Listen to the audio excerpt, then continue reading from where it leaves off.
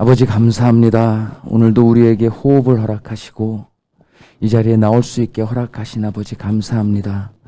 모든 생사화복을 주관하시는 아버지, 우리에게 생명 주시고 호흡 주셨으므로 우리가 그 호흡으로 아버지를 찬양하기 원하여, 아버지께 예배하기 원하여 이 자리에 나왔사오니 우리 한 사람 한 사람 모두 기억하여 주시옵소서. 감사하며 우리 주 예수 그리스도 이름으로 기도드렸습니다. 아멘. 할렐루야. 평안하시죠? 네, 오늘 주일 아버지께 우리가 찬양 드리러 나왔는데, 우리가 입술만 뻥긋뻥긋 하는 게 아니라 가사를 생각하면서 온전히 아버지께 드려지는 그런 찬양 되길 원합니다. 모두 함께 아버지를 찬양하며 나아가기 원합니다. 우리 주님의 기쁨 되기 원합니다. 나 주님의 기쁨 되기 원하네. 나 주님의 기쁨 되기 원하네. 내 마음을 새롭게 하소서. 새 부대가 되게 하여 주사. 아멘. 주님의 빛 비추게 하소서. 내가 원하는 한 가지, 내가 원하는 한 가지, 주님의 기쁨이 되는 것. 내가 원하는 한 가지, 내가 원하는 한 가지, 주님의 기쁨이 되는 것. 겸손히 내 마음 드립니다. 겸손히 내 마음 드립니다. 나의 모든 것 받으소서. 나의 모든 것 받으소서. 나의 마음 깨끗게 하여 주사. 주의 길로 향하게 하소서. 내가 원하는 한 가지, 내가 원하는 한 가지, 주님의 기쁨이 되는 것. 아멘. 내가 원하는 한 가지, 주님의 기쁨이 돼. 한 번 더 찬양합니다. 나 주님의 기쁨 되기 원하네. 나 주님의 기쁨 되기 원하네. 내 마음을 새롭게 하소서. 아멘. 새 부대가 되게 하여 주사. 주님의 빛 비추게 하소서. 내가 원하는 한 가지, 내가 원하는 한 가지, 주님의 기쁨이 되는 것. 내가 원하는 한 가지, 주님의 기쁨이 되는 것. 내가 원하는 한 가지, 주님의 기쁨. 원하는 한 가지, 주님의 기쁨이 되는 것. 아멘. 내가 원하는 한 가지, 주님의 기쁨이 되는 것. 아멘.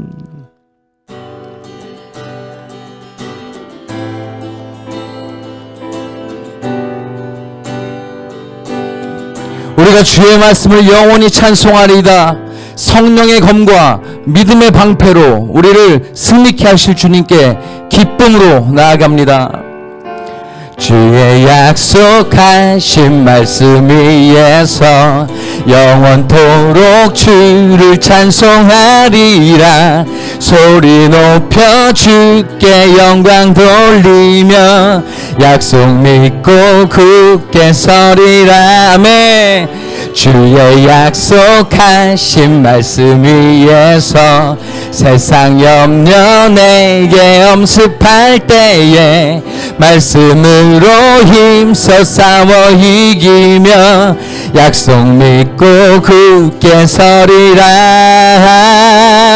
성령의 검을 들고 성령의 검을 들고 구원의 투구를 쓰고 믿음의 방패와 진리의 띠로 말씀 위에 굳게 서리라. 성령의 검을 들고 성령의 검을 들고 구원의 투구를 쓰고 곧 하나님의 말씀을 가지라. 주의 약속하신 말씀 위에서 주의 약속하신 말씀 위에서 영원하신 주의 사랑 힘입고 성령으로 힘써 싸워 이기며 약속 믿고 굳게 서리라. 주의 약속하신 말씀 위에서 성령 인도하는 대로 행하며 주님 품에 항상 안식 얻으며 약속 믿고 굳게 서리. 성령의 검을 들고 성령의 검을 들고 구원의 투구를 쓰고 믿음의 방패와 진리의 띠로 말씀 위에 박수치면서 우리 함께 기쁨으로 나아갑니다. 성령의 검을 들고 구원의 투구를 쓰고 곧 하나님의 말씀을 가지라. 우리 모두 굳게 서리. 굳게 서리. 굳게 서리. 아멘. 굳게 서리. 굳게 서리. 그 말씀 위에 굳게 서리라. 굳게 서리. 굳게 서리. 굳게 서리. 굳게 서리. 굳게 서리. 그 말씀 위에 굳게 서리라. 성령의 검을 들고 성령의 검을 들고 구원의 투구를 쓰고 믿음의 방패와 진리의 띠로 말씀 위에 굳게 서리라. 성령의 검을 들고 구원의 투구를 쓰고 곧 하나님의 말씀을 가지라.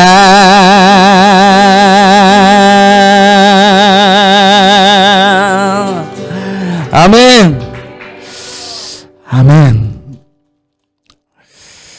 우리 온 땅과 우리 만민이 주님의 말씀을 찬양하기 원합니다. 주님의 말씀을 선포하며 나아갑니다.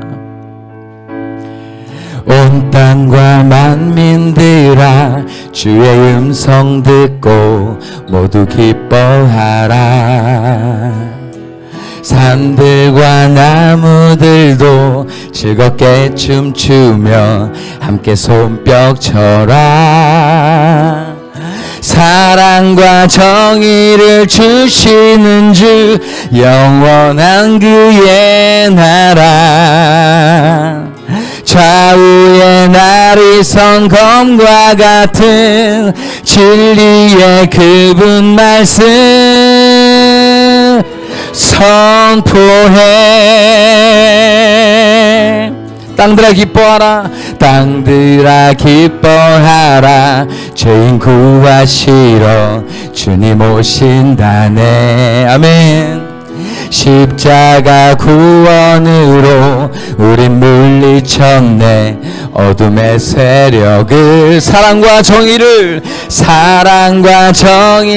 주시는 주 영원한 그의 나라면 좌우에 날이 선 검과 같은 진리의 그분 말씀 선포해. 한번 찬양합니다. 모두 다 소리 높여 주님 찬양해. 힘있게 찬양해. 외치세 온 세상에 열방과 만민을 주가 통치하네. 아멘. 사랑과 정의를 주시는 주 영원한 그의 나라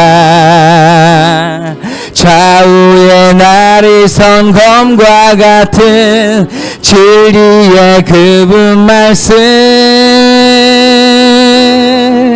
승리해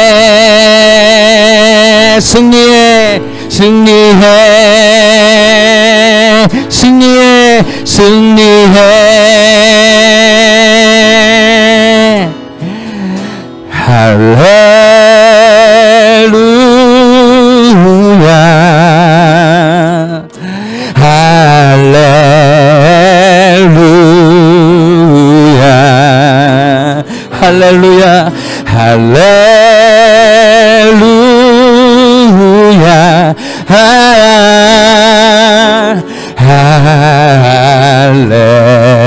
할렐루야. 주님 내가 여기 있사오니 주님 내가 여기 있사오니 나를 보내소서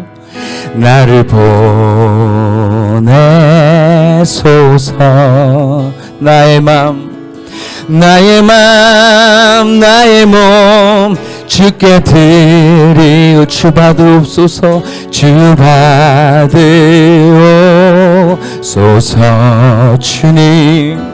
주님 내가 여기 있사오니 나를 써주소서.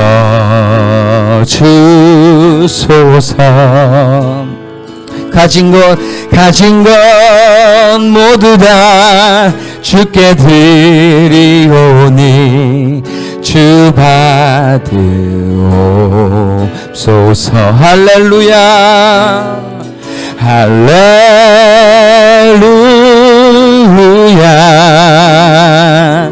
할렐루야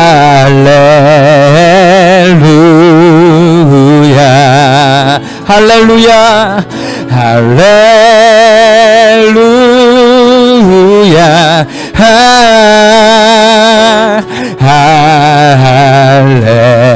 할렐루야. 주님 내가 여기 있사오니 주님 내가 여기 있사오니 나를 보내소서 아멘. 나의 맘 나의 몸 주께 드리오니 주 받으옵소서. 주님 내가 여기 있습니다. 주님 내가 여기 있사오니 나를 써주소서 아멘. 가진 것 모두 다 주께 드리오니 주 받으소서. 할렐루야 할렐루야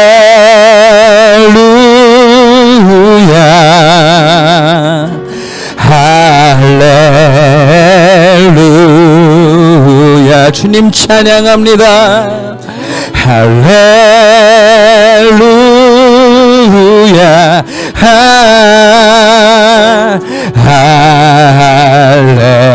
주님 찬양합니다. 할렐루야 할렐루야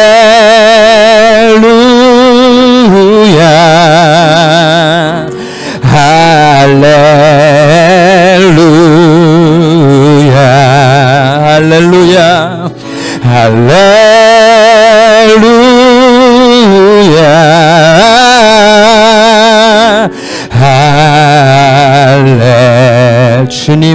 나를 받으옵소서.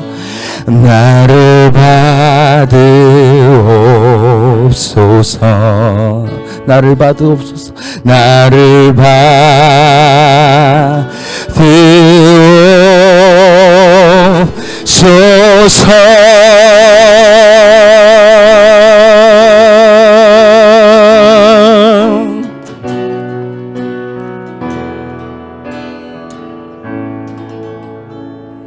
아버지께 영광의 박수 올려드리겠습니다. 우리 함께 묵상하심으로 예배 준비하며 나아가겠습니다. 오늘도 하나님의 은혜와 축복이 여러분과 여러분의 가정에 충만하시기를 주님의 이름으로 축원을 드립니다. 오늘부터는 느헤미야의 말씀을 통해서 함께 은혜를 받기를 원합니다. 느헤미야서는 이스라엘 백성들이 바벨론 포로 생활을 70년을 하고 이제 70년 만에 다시 본국으로 귀환해서 무너진 성벽을 재건하는 역사를 다루는 책이 되겠습니다. 느헤미야의 그 책은 1장에서 13장까지 되어 있는데 1장에서 7장까지는 느헤미야가 이제 본국으로 돌아와서 귀환해서 성벽을 재건하는 일을 하고 있고, 그다음에 8장에서 13장까지는 이스라엘의 그 언약을 갱신하고 또 개혁을 하고 있는 내용을 다루고 있습니다. 그래서 오늘 이 느헤미야 1장의 말씀을 통해서 이 시대에 필요한 사람, 이 시대에 필요한 사람이라는 제목으로 말씀을 드리면서 함께 은혜를 받기를 원합니다. 이번 주에는 3월 9일에 대통령 선거를 우리가 앞두고 있습니다. 이번 대통령 선거에서 하나님께서 우리 대한민국에 꼭 필요한 지도자를 세워주실 것을 믿습니다. 국가는 국가대로 꼭 필요한 지도자가 있어야 합니다. 마찬가지로 사회는, 회사는 회사대로 필요한 사람이 있고, 교회에도 꼭 필요한 사람이 있고, 가정에도 꼭 필요한 사람이 있습니다.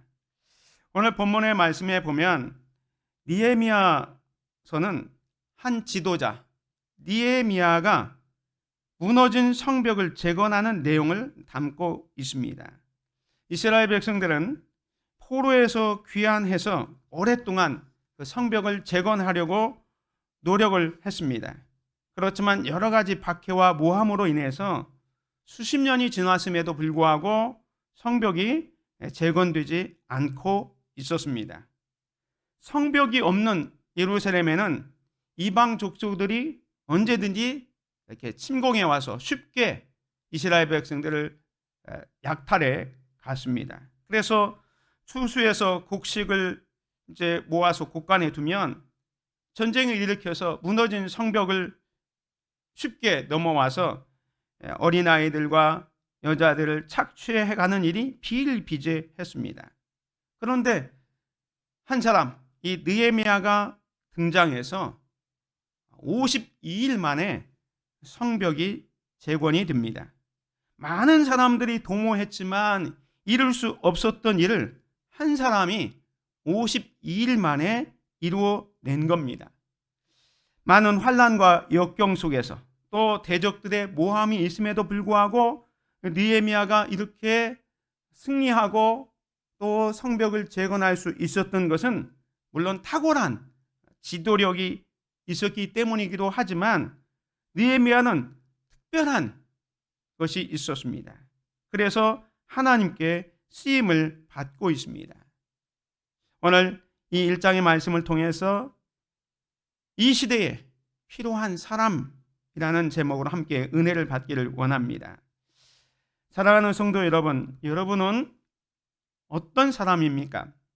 사람은 필요에 따라서 세 종류의 사람으로 이렇게 분류를 할 수가 있습니다. 첫 번째는 문제를 만드는 사람이 있습니다. 트러블 메이커죠. 어느 조직에서 그 사람 때문에 항상 문제가 발생하는 트러블 메이커가 있습니다. 또 한 사람은 피스메이커가 있습니다. 평화를 만드는 사람.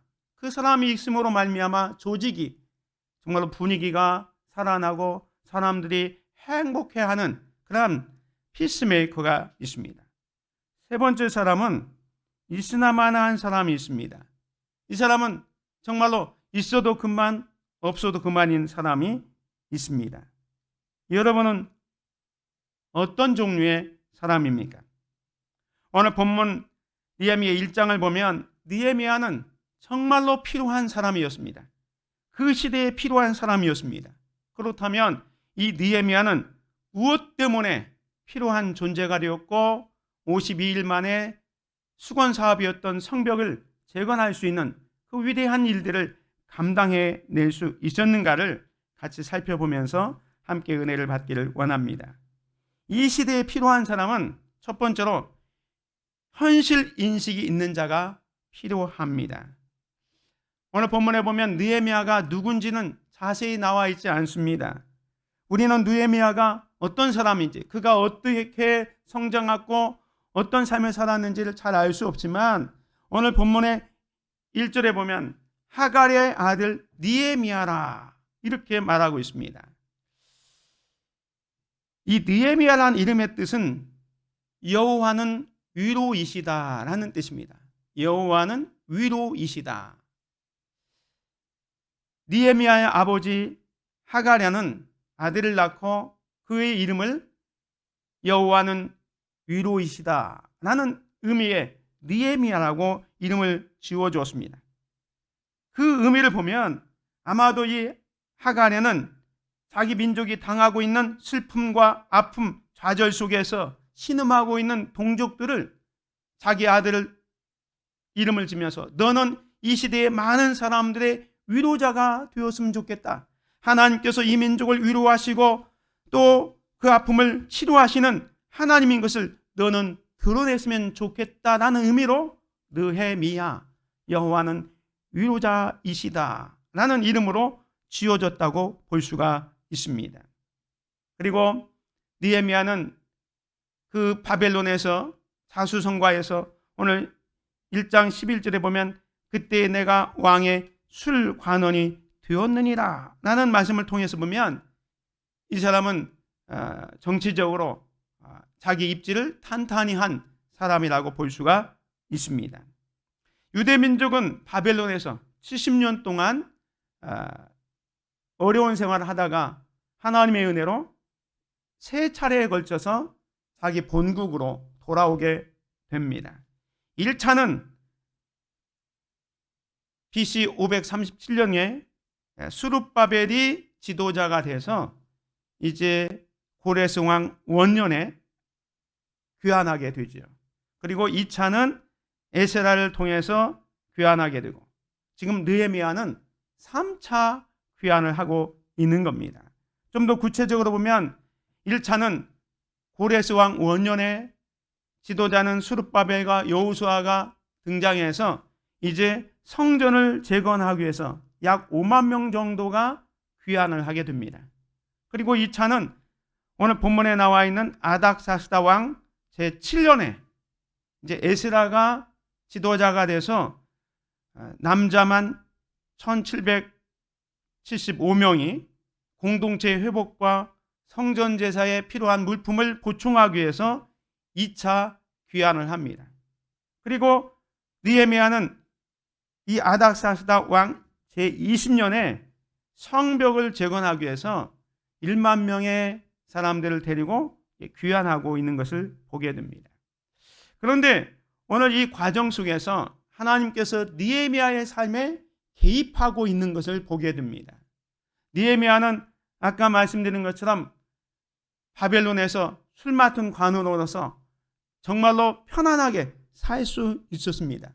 그런데 어느 날 오늘 본문 2절에 보면 내 형제들 가운데 하나인 하나니가 두어 사람과 함께 유다에서 내게 이르렀기로 내가 그 사로잡힘을 면하고 남아있는 유다와 예루살렘 사람들의 형편을 물은즉 느헤미야는 자기 민족이 귀환했던 사람들이 지금 어떻게 살고 있는지 궁금했습니다.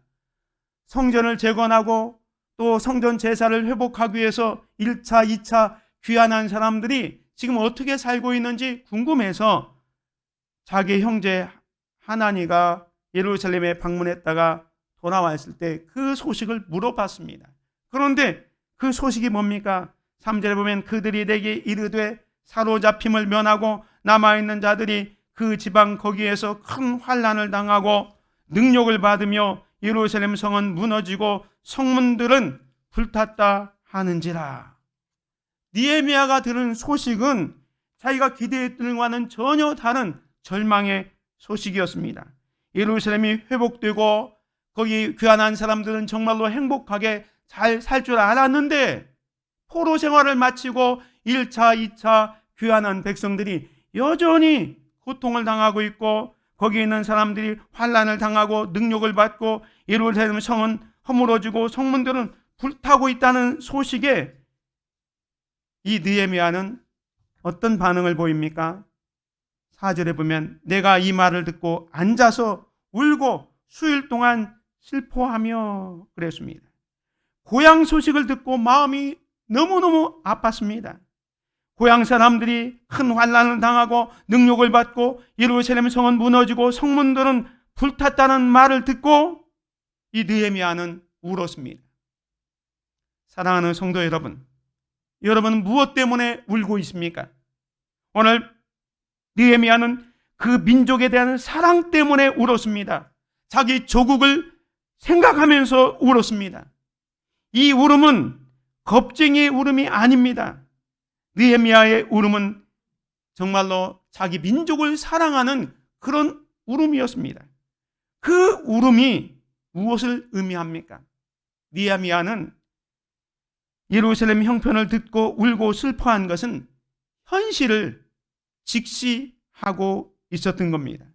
아까 말씀드린 것처럼 1차, 2차 귀환으로 성전이 재건되고 고향으로 돌아가는 사람들은 이제 그 고향에서 회복되어지고 행복한 삶을 살 줄로 알고 기대했는데 오히려 지금 예루살렘 성은 무너지고 성벽은 불타고 있고 거기에 있는 귀환한 사람들이 여전히 능욕을 받고 어려움을 당하고 있다는 사실을 직시한 겁니다. 사랑하는 성도 여러분, 이 시대에 필요한 사람은 모든 것이 다 좋고 어렵다면 훌륭한 지도자가 요구되지 않습니다. 상황이 어렵기 때문에, 형편이 좋지 않기 때문에 현실을 직시할 수 있는 훌륭한 지도자, 사람이 필요한 겁니다. 지금 느헤미야는 자기 조국의 현실을 직시하고 있습니다. 사랑하는 성도 여러분, 예루살렘의 피폐한 상황을 느헤미야가 들었던 것처럼 오늘 저와 여러분들은 우리의 무너진 우리의 현실의 모습을 들어야 됩니다. 우리의 상황을 인식할 수 있어야 됩니다. 나의 성벽이 무너지고 불탔음을 인정해야 합니다. 나에게 아무런 소망과 희망이 없음을 받아들여야 합니다. 그렇게 될 때 우리는 울 수밖에 없습니다. 나의 죄된 모습에 울 수밖에 없고 내 힘으로 어떻게 할 수 없기 때문에 나의 연약함 때문에 울 수밖에 없습니다. 내가 변해야 되는데 변하지 않고 있는, 오랫동안 가지고 있는 나의 변하지 않는 모습에 울 수밖에 없습니다. 그렇게 될 때 우리 내면에 깊은 슬픔이 찾아옵니다. 다시 말하면 오늘 우리들도 우리 자신의 현실의 모습을 직시할 수 있어야 합니다. 사랑하는 성도 여러분, 우리는 내 삶에 무너진 성벽이 무엇인지를 듣고 있습니까? 이 시간 나에게 무너진 성벽이 무엇인지를 듣고 인정하는 시간이 되어야 합니다. 내 모습을 확실히 직시하게 될 때 우리는 예배 시간 때마다, 기도할 때마다 울 수밖에 없습니다. 변하려고 해도 변하지 않는 내 모습을 보면서, 내 힘과 내 방법으로 어찌할 수 없는 나의 무능력을 보면서 우리는 깊이 통곡해야 하는 것입니다. 이런 책이 있습니다. 현실을 직시하면 할 일이 보인다. 이 밥 라이트라는 감독이 쓴 건데요. 미국의 대학농구 역사상 최다승 902승이라는 놀라운 업적을 남긴 밥 라이트입니다. 이 사람이 자기가 이렇게 승리를 많이 겪기까지는 어떤 인생을 살아왔는지를 쓴 책이 이 책입니다. 현실을 직시하면 할 일이 보인다. 그는 이 책에서 이렇게 얘기합니다. 직장에서든 가정에서든 부정적인 면에 주의를 기울이는 태도는 장기적인 성공을 거두기 위해서 반드시 필요한 자질이다 라는 겁니다. 무슨 말입니까? 지금 현실을 직시하면 지금 무엇이 잘못된지를 알고 있고 나의 단점과 나의 아픔을 바로 보아야만 더 좋은 미래가 보장된다는 거예요. 이 시대에 필요한 사람은 근거 없이 낙관론이 아니라 현실을 직시하는 자가 필요합니다. 그래서 자신의 할 일을 찾아서 고통 가운데 있는 자를 위로하고 무너진 성벽을 재건하는 자가 필요한 것입니다. 느헤미야는요, 자신의 위치에서 안주하려고 하지 않았습니다. 자기는 술 맡은 관원으로서 그 바벨론에서 편안하게 살 수 있었지만 자기 조국을 바라보면서 자기 조국의 형편을 바라보면서 그 문제점을 파악하고 직시하고 있는 것입니다. 지금 여러분의 형편은 어떠합니까? 지금 우리의 문제는 무엇입니까?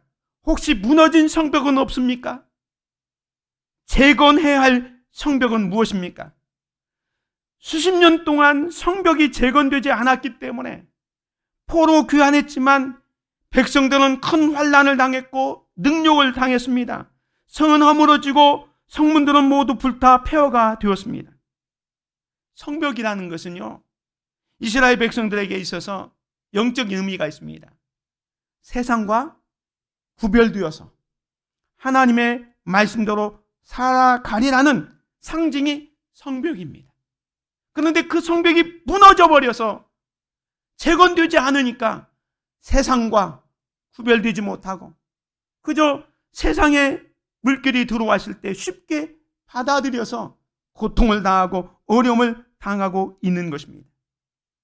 우리 또한 마찬가지입니다. 우리들이 재건해야 할 성벽은 무엇입니까? 세상과 구별되어 세상의 방식이 아니라 하나님의 말씀대로 살아야 할 영역은 무엇입니까? 우리의 무너진 성벽, 예배의 성벽입니까? 아니면 우상의 성벽입니까? 성결의 성벽입니까? 나의 무너진 이 성벽을 재건해야 합니다. 이 아침에 그 무너진 성벽을 재건하는 저와 여러분이 되시기를 주님의 이름으로 축원을 드립니다.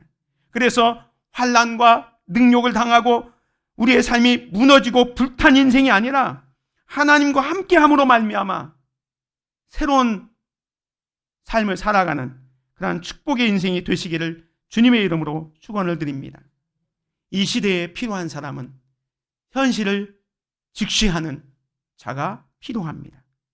두 번째로 이 시대에 필요한 사람은 기도하는 자가 필요합니다.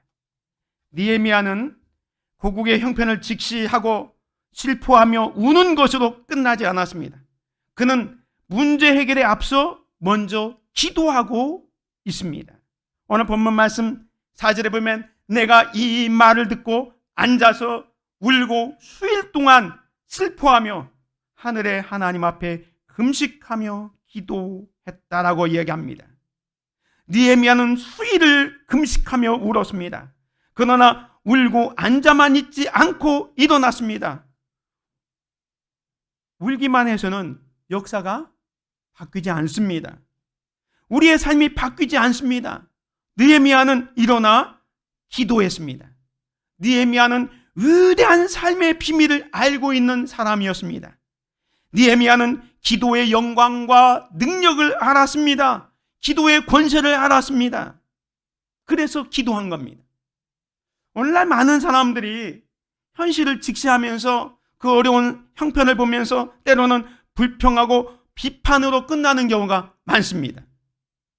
나라와 민족의 잘못된 현실을 바라보면서 비판만 할 것이 아니라, 낙담만 할 것이 아니라, 오늘 느헤미야가 일어나 기도했던 것처럼 기도하는 저와 여러분이 되시기를 주님의 이름으로 축원을 드립니다. 우리가 기도할 때 사람들은 비웃을 수도 있습니다. 기도한다고 무슨 변화가 일어나느냐? 기도한다고 어떤 역사가 일어나느냐? 아닙니다. 기도는 그 이상의 것이 있습니다. 느헤미야를 연구한 사람들을 보면 스스로 충분하다고 생각하는 사람들은 기도하지 않습니다. 그저 자신에게 이야기할 뿐입니다. 왜? 자기가 모든 것을 할 수 있다고 생각하기 때문에. 스스로 만족하는 사람은 기도하지 않습니다. 그들은 자기의 필요가 무엇인지도 알지 못합니다. 스스로 의롭다고 하는 사람도 기도할 수 없습니다. 그들은 하나님께 나아갈 기반이 없기 때문입니다. 그러나 진실한 지도자는 스스로 충분하다고 생각하지 않습니다. 스스로 의롭다고 여기지도 않습니다. 오히려 자기의 부족함과 자기의 연약함을 알기에 그를 낮추고 그것을 충만하게 하시는 하나님 앞에 엎드리는 겁니다. 그래서 위대한 지도자들을 보면 다 기도의 용사들이었습니다. 느헤미야는 기도하며 일어섰습니다. 특별히 금식하며 기도했습니다. 이 금식이라는 것은 자기의 전적인 마음을 담아서 기도하는 거예요. 단순히 그냥 밥을 굶는 정도가 아니라 밥 먹는 시간까지도 아끼면서 기도하는 일에 전념하고 있는 겁니다. 느헤미야의 기도는 형식적인 기도나 의례적인 기도가 아니라 자기의 영혼과 마음과 심장을 담아서 기도하고 있는 거예요. 어떻게 해요? 지속적으로 수일 동안 기도하고 있어요. 한 번 기도하고 끝나는 것이 아니라 수일 동안 계속해서 기도하고 있습니다.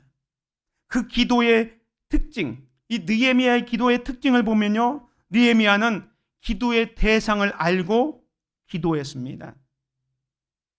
오늘 5절에 보면 이르되 하늘의 하나님 여호와 크고 두려우신 하나님이여 주를 사랑하고 주의 계명을 지키는 자에게 언약을 지키시며 긍휼을 베푸시는 주여 간구하나이다. 느헤미야는요, 땅에 있는 신에게 기도하지 않았습니다. 느헤미야는 하늘에 계신 참되신 신을 향하여 기도하고 있습니다. 그분은 누구십니까? 위대하신 하나님이십니다. 크고 두려우신 하나님이요. 느헤미야는 하나님을 크고 두려우신 하나님, 위대하신 하나님으로 고백하고 있습니다. 자기의 문제를 해결해 줄 수 있는 분으로 표현하기 위해서 위대하신 하나님, 크고 두려우신 하나님이라 이야기하고 있습니다. 그리고 주를 사랑하고 주의 계명을 지키는 자에게 언약을 지키시며 신실하신 하나님, 하나님이 말씀하시면 그 말씀하신 것을 정확하게 지키시는 신실하신 하나님을 향하여 기도하고 있습니다. 그리고 긍휼을 베푸시는 주여, 긍휼의 하나님 앞에 기도하고 있습니다. 사랑하는 성도 여러분, 여러분은 고통당할 때에 어떤 하나님께 기도하십니까? 무엇인가 하고 싶지만 할 수 없는 상황 가운데 있을 때 여러분은 어떤 하나님께 기도하십니까? 느헤미야는요, 자신이 아무것도 할 수 없는 절망 가운데 큰 일을 결심하고 있는 그런 상황 가운데 크신 하나님 앞에, 그리고 신실하신 하나님 앞에, 긍휼의 하나님 앞에 기도하고 있습니다. 자신에게 부딪힌 문제를 능히 해결할 수 있는 하나님께 부르짖고 있습니다. 오늘 저와 여러분들도 느헤미야처럼 크신 하나님께 기도할 수 있기를 주님의 이름으로 축원을 드립니다. 우리가 이렇게 하나님 앞에 기도할 때에 하나님께서 우리의 기도를 들으시고 응답하실 것입니다. 우리의 기도는요, 믿음의 크기만큼 믿음의 크기만큼 이루어질 줄 믿습니다. 두 번째로 느헤미야의 기도의 특징은요, 자신의 죄를 먼저 자백합니다. 6절 이후에 보면 이에 종이 주의 종들인 이스라엘 자손을 위하여 주야로 기도하오며 우리 이스라엘 자손이 주께 범죄한 죄들을 자복하오니 주는 귀를 기울이시고 눈을 여시사 종의 기도를 들으시옵소서. 나와 내 아버지의 집이 범죄하여 주를 향하여 크게 악을 행하여 주께서 주의 종 모세에게 명령하신 계명과 율례와 규례를 지키지 아니하였나이다. 여러분, 느헤미야는요, 자기 고국 예루살렘에서 이 바벨론까지는 500km 정도 떨어져 있습니다. 그리고 사실 바벨론이 멸망되어서 이렇게 포로로 왔을 때는 느헤미야는 태어나지도 않았어요. 느헤미야는 자기 할아버지 쪽에 나라가 멸망해서 그 할아버지를 포로에 와서 또 아버지를 따라서 바벨론에 왔고 바벨론에서 태어난 사람입니다. 거기서 성장한 사람입니다. 그리고 거기서 자수성가해서 술 맡은 관원까지 된 사람입니다. 그런데 지금 예루살렘이 멸망을 당하고 회파된 이 상황을 보면서 마치 자기 조상이 지은 죄를 자기가 지은 것처럼 고백하고 있습니다. 어떻게 보면 자기는 피해자입니다. 자기 할아버지 때, 아버지 때 잘못 때문에 나라가 멸망해서 지금 바벨론의 그 포로 생활 가운데 있기 때문에 피해자인데도 불구하고 느헤미야는 나와 나의 아버지의 집이 범죄했다고 고백하고 있습니다. 아버지의 죄악이 자신의 죄와 관계가 있다고 생각했습니다. 그는 민족의 죄가 자기의 죄와 관계가 있다고 생각을 했습니다.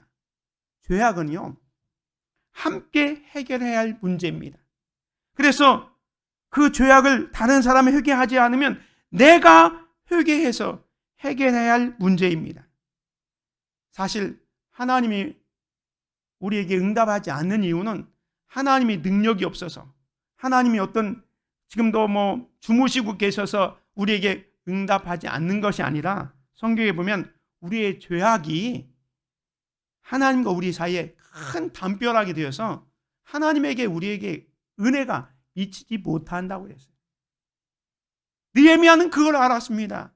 죄악의 문제 때문에 하나님의 사랑과 하나님의 은혜를 받지 못하고 있다는 걸 알았기 때문에 그는 크신 하나님 앞에 기도하면서 자기의 죄를 먼저 자백하고 있는 것입니다. 오늘 저와 여러분들도 우리 현실을 바라보면서 나라의 어려움, 또 가정의 어려움, 교회의 어려움, 내 삶의 어려움이 혹시 나의 죄 때문에 이렇게 됐다면 안 되잖아요. 그래서 느헤미야처럼 자신의 죄를 먼저 고백할 수 있는, 그래서 하나님과의 관계를 회복할 수 있는 우리들이 되기를 주의 이름으로 축원을 드립니다. 세 번째로 느헤미야는요, 기도할 때에 하나님의 약속에 근거해서 기도했습니다. 8절 9절에 보면 옛적에 주께서 주의 종 모세에게 명령하여 이르시되 만일 너희가 범죄하면 내가 너희를 여러 나라 가운데 흩을 것이요 만일 내게로 돌아와 내 계명을 지켜 행하면 너희 쫓긴 자가 하늘 끝에 있을지라도 내가 거기서부터 그들을 모아 내 이름을 두려고 택한 곳에 돌아오게 하리라 하신 말씀을 이제 청하건대 기억하옵소서. 무슨 말입니까? 하나님께서 약속하셨죠. 범죄하면 흩어버리겠지만 회개하면 다시 어느 곳에 있든지 다 모아드린다고 말씀하셨지 않습니까? 하나님 그 약속을 이제 기억하옵소서.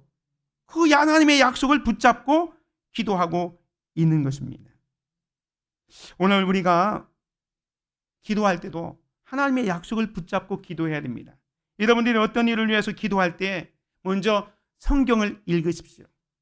그래서 성경을 쭉 읽어가다가 하나님께서 여러분에게 주시는 감동되는 말씀이 있다면 그 말씀을 계속 묵상하십시오.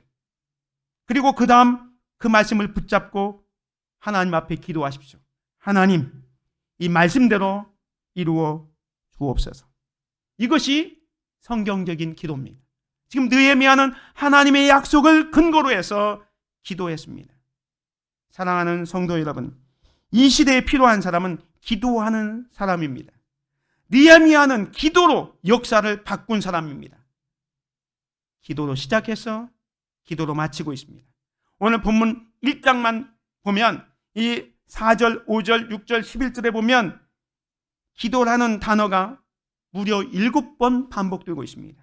4절에 보면 금식하며 기도했다. 5절에 주여 간구하나이다. 6절에 주야로 기도하오며 주의 기도를 들으시옵소서. 11절에 주여 구하오니 또 종의 기도와 기도를 들으시고 7번이나 기도를 강조하고 반복하고 있습니다. 사랑하는 성도 여러분, 느헤미야가 그랬던 것처럼 우리는 위기 앞에 있을 때마다 정말로 하나님 앞에 나아가서 엎드려 기도하는 저와 여러분이 되시기를 주님의 이름으로 축원을 드립니다. 세 번째로 이 시대에 필요한 사람은 미래 비전을 가진 자가 필요합니다. 느헤미야는요, 미래 비전을 가진 자였습니다. 예루살렘 소식을 듣고요, 현실을 직시하고 그것으로 슬퍼하고 우는 것이 아니라 일어나서 기도했습니다. 그런데 기도만 하고 끝인 것이 아니라 기도의 내용대로 살고 있습니다. 그것이 미래 비전을 가진 자의 태도입니다. 느헤미야는 자기가 기도한 그 기도의 책임을 지려고 했습니다. 11절입니다. 11절에 보면 주여 구하오니 귀를 기울이사 종의 기도와 주의 이름을 경외하기를 기뻐하는 종들의 기도를 들으시고 오늘 종이 형통하여 이 사람들 앞에서 은혜를 입게 하옵소서 하였나니 그때에 내가 왕의 술관원이 되었느니라. 느헤미야는요, 자기 할 일을 이제 왕에게 가서 이야기할 작정입니다. 11절 자세히 보면 오늘 종이 형통하여 이 사람들 앞에서 은혜를 입게 하옵소서. 이 사람은 누구냐? 아닥사스다 왕, 자기가 섬기고 있는 왕을 말합니다. 즉 느헤미야는 하나님께 기도를 드린 다음에 왕께 나가서 왕에게 자기의 고향 예루살렘의 성을 건축하는 데 도와달라고 청하기를 원했던 겁니다. 그래서 2장에 보면 실제로 느헤미야가 자기의 계획을 왕에게 이야기합니다. 왕이 내게 이르되 그러면 네가 무엇을 원하느냐 하시기로 내가 곧 하늘에 하나님께 묵도하고 왕에게 아뢰되 왕이 만일 좋게 여기시고 종이 왕의 목전에서 은혜를 얻어 싸우면 나를 유다 땅 나의 조상들의 묘실이 있는 성읍에 보내어 그 성을 건축하게 하옵소서 하였는데, 여러분 이런 요구를 할 때 왕이 싫어할지 모릅니다. 필요 없는 청탁을 한다고 직위를 박탈할지도 모릅니다. 그러나 느헤미야는 어떤 대가를 지불하고서라도 자기의 기도에 책임지기로 결심한 거예요. 그래서 그 앞에 보면 오늘 종이 형통하여 이 사람들 앞에서 은혜를 입게 하옵소서라고 기도한 것은 기도한 내용대로 살겠다라는 겁니다. 이게 무슨 말이냐면 우리는 기도는 청산유수처럼 잘하는데 기도의 내용대로 살지 못할 때가 있습니다. 다시 말하면서 우리가 주기도문을 할 때마다 오늘날 우리에게 일용할 양식을 주옵소서라고 기도하잖아요. 이렇게 기도했다면 그 일용할 양식을 그냥 하늘에서 뚝 떨어지기를 기대하지 말고 일용할 양식을 얻을 수 있도록 일을 해야 하는 겁니다. 그것이 성경적인 기도예요. 만약에 우리가 아프리카 어느 민족이 지금 굶주림 가운데 있다면 하나님 저 아프리카 사람들을 난민들을 긍휼히 여겨주시고 저들에게 먹을 것을 주시옵소서 이렇게 기도했다면 우리는 그 기도의 내용에 책임져서 그 사람들을 위해서 뭡니까? 물품을 보내서 그들을 도와야 한다는 겁니다.